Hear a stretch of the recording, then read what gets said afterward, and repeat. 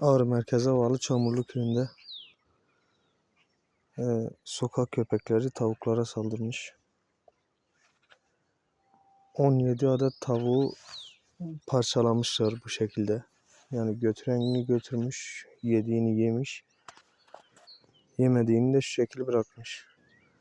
Yani bunlar sayıları yaklaşık bir 17-18 tane köpekti. Yani şimdi görünürde tavuklar var ama tabii canımızdan da artık şüphe duyuyoruz.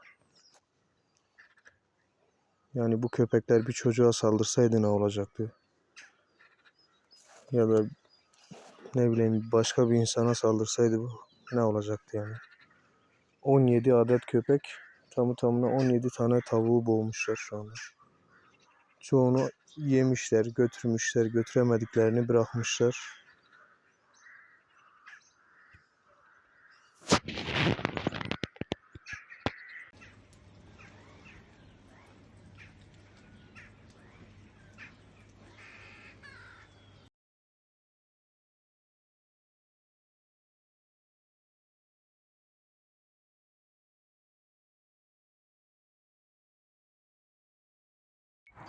Evet, yine 100. Yıl Mahallesi'nde başıboş bir köpek. İsteğimiz belediyenin görevini yapıp bu köpekleri bir an önce bir yere ulaştırmaları ve öğrencilerimize rahat okula gideceği bir günleri görmek istiyoruz.